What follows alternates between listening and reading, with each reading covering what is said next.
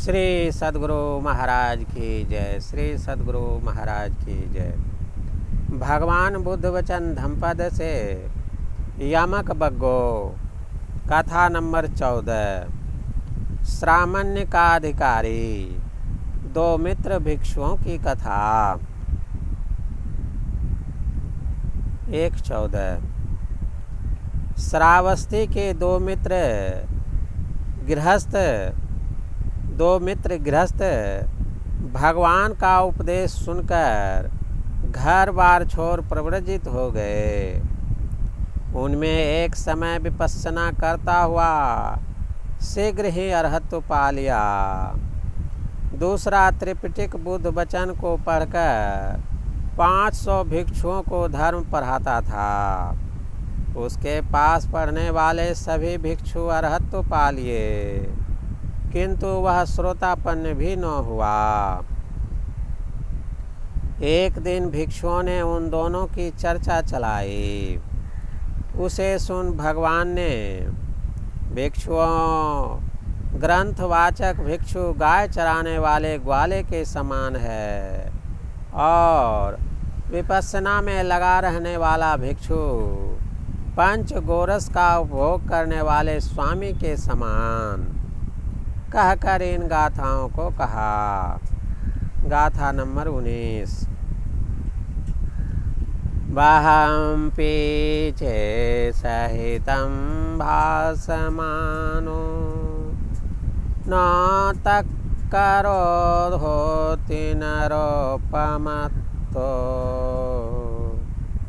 गोपो गावो गणयं परेशं न भागवा सामयस्य होती।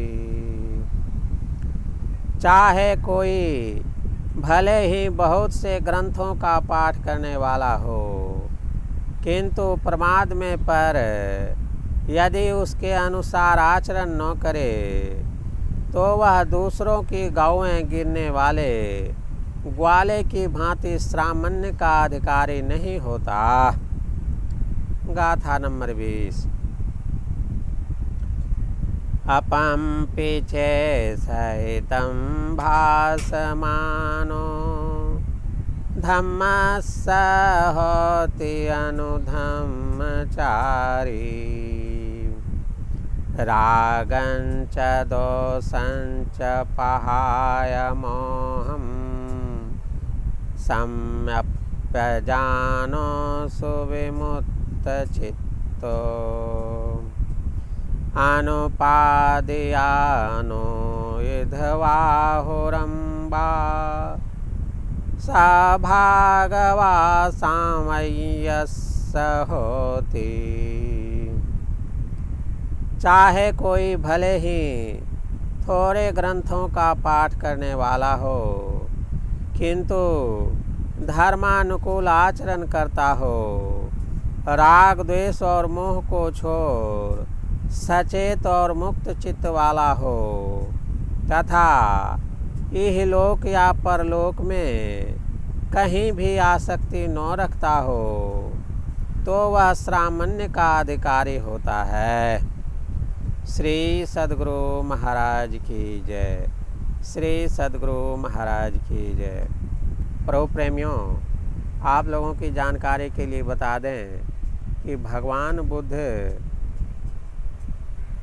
के उपदेश और कथायुक्त धम्पद ग्रंथ को आप सत्संग ध्यान स्टोर से ऑनलाइन मंगा सकते हैं। आइए अब इसी कहानी को ऋषिकेश शरण द्वारा संपादित पुस्तक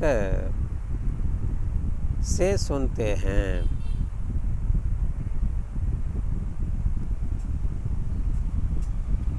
श्रामण्य का अधिकारी कौन? दो मित्र भिक्षुओं की कथा। स्थान जेतवन श्रावस्ती।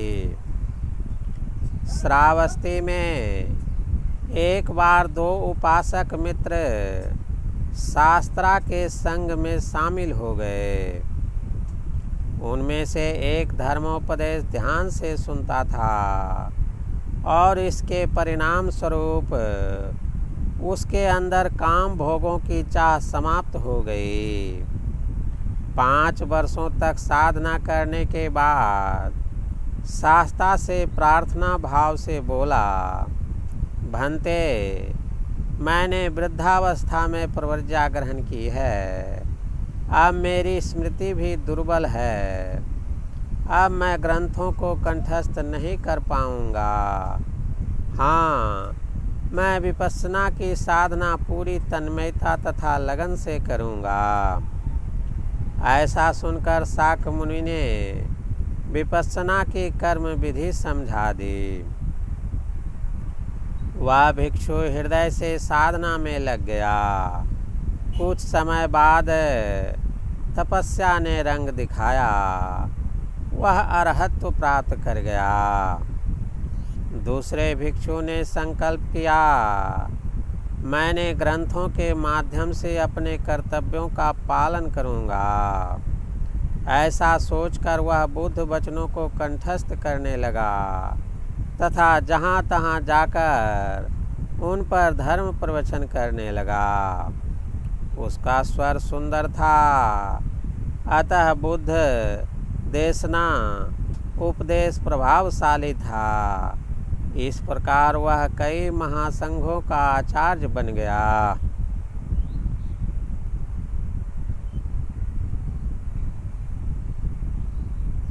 गाथा।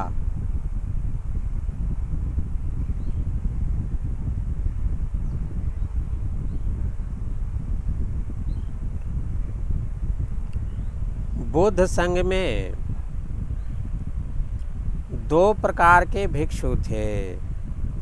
एक वे जो शाक्य मुनि के उपदेशों को सुनकर उन पर धारा प्रवाह प्रवचन इस प्रकार करते थे कि नौसिखुआ भिक्षुओं के पल्ले कुछ भी नहीं पड़ता था। इस प्रकार वे विद्वता सिद्ध करते थे। पंडित भिक्षुओं को पंडिताई के अलावा कुछ भी प्राप्त नहीं हो पाता था। दूसरी श्रेणी के भिक्षु संसार का त्याग कर धर्म और निर्वाण को प्राप्त करने के लिए सतत प्रयत्नशील रहा करते थे।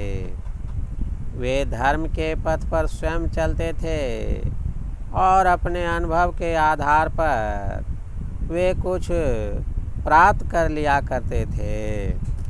लेकिन जब कभी वाद विवाद होता तो पंडित भिक्षुओं के वाग जाल से वे बाहर नहीं निकल पाते थे। पंडित भिक्षुगण बाजी मार ले जाते थे। शाक्य मुनि को इस बात की पूरी जानकारी थी। एक दिन उन्होंने धर्म सभा में समझाया, जो व्यक्ति ग्रंथों का पाठ याद कर लेता है पर उन पर आचरण नहीं करता, वह वैसा ही है जैसा गाय चराने की नौकरी करने वाला व्यक्ति। उसका काम मात्र गाय चराना होता है तथा शाम में गाय गिनना। वह श्रमण का अधिकारी नहीं होता है। दूसरी ओर अगर कोई थोड़े ही ग्रंथों का पाठ करे पर उसके अनुकूल आचरण करे तो वह वैसा ही होता है जैसे वह स्वयं गायों का मालिक हो। उसे दूध, दही, मक्खन, घी, छाछ, मलाई सभी की प्राप्ति होती है।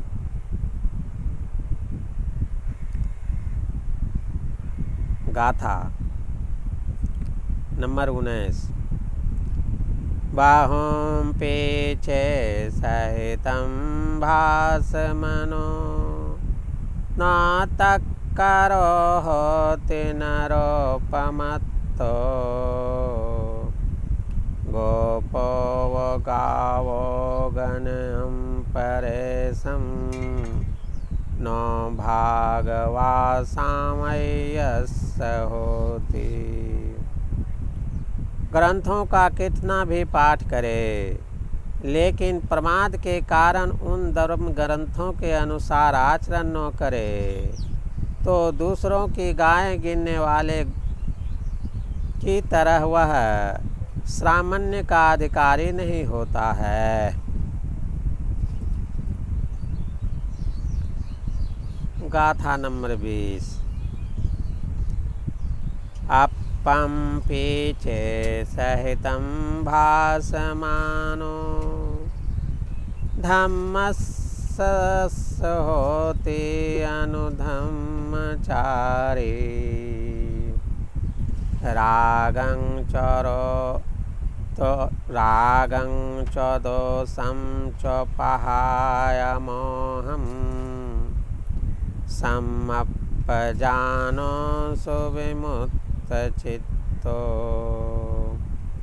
अनुपादयानो विधवाहुरं वा स भागवा सामय्यस्य होति। ग्रंथों का थोड़ा ही पाठ करे लेकिन राग द्वेष तथा मोह रहित होकर धर्म के अनुसार आचरण करे तो ऐसा बुद्धिमान अनासक्त तथा भोगों के पीछे न दौड़ने वाला व्यक्ति सामान्य का अधिकारी होता है। श्री सद्गुरु महाराज की जय। श्री सद्गुरु महाराज की जय।